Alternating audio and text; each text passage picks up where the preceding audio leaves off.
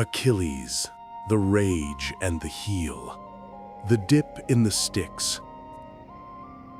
Achilles was born to be greater than his father. This was not just a hope, it was a prophecy.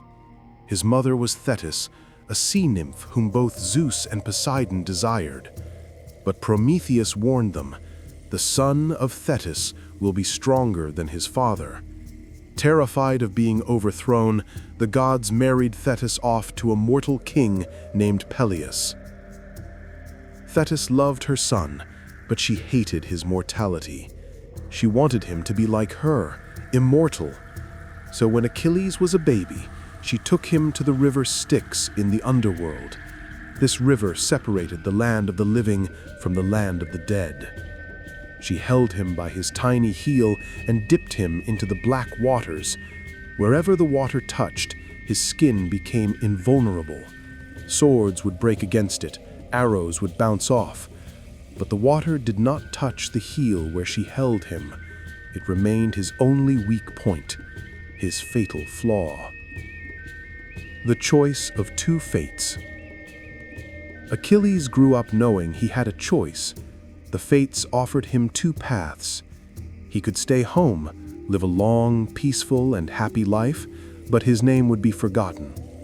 He could go to war at Troy, die young and violently, but his name would live forever in glory. Kleos. Achilles chose glory. He was trained by Chiron the centaur, who fed him the entrails of lions and wild boars to make him fierce. By the time the Greek fleet gathered to sail for Troy, Achilles was the greatest warrior alive.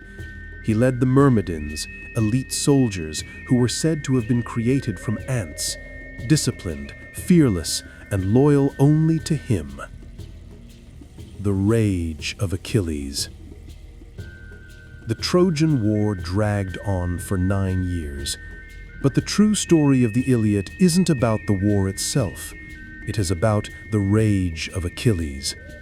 The trouble began when King Agamemnon, the leader of the Greek forces, was forced to return a war prize, a priest's daughter, to stop a plague sent by Apollo.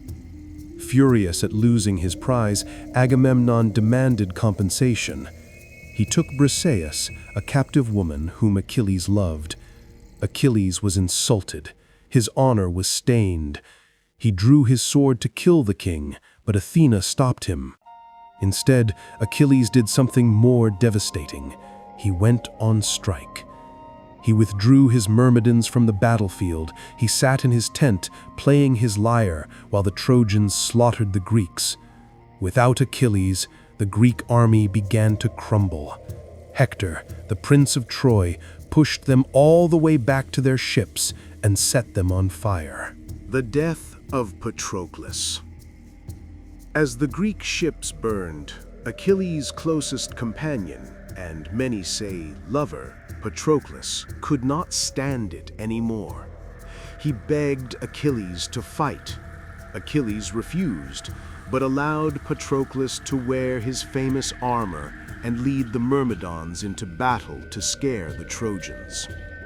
"Drive them back," Achilles warned, "but do not pursue them to the walls of Troy." Patroclus disobeyed. Intoxicated by the power of Achilles' armor, he chased the Trojans to the city gates.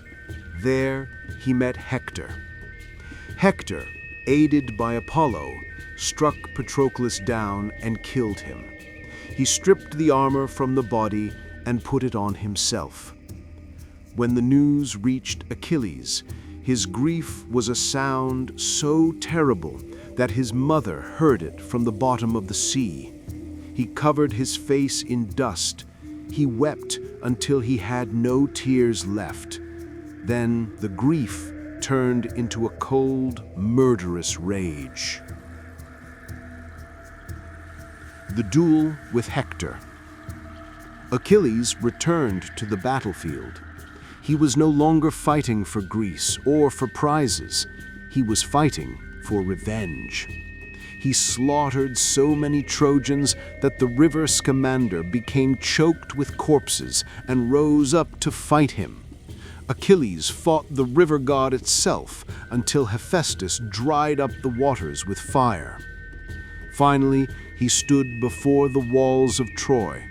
All the Trojans had fled inside except for Hector. Achilles chased Hector around the city walls 3 times. Finally, Hector stopped to face his fate. They fought, the greatest hero of Greece against the greatest hero of Troy. But Hector was no match for the rage of a demigod. Achilles found the weak point in his old armor, which Hector was wearing, and drove his spear through Hector's neck. But death was not enough. In a shocking act of brutality, Achilles tied Hector's body to the back of his chariot and dragged it through the dust around the city walls, while Hector's wife and parents watched from the ramparts, screaming in horror.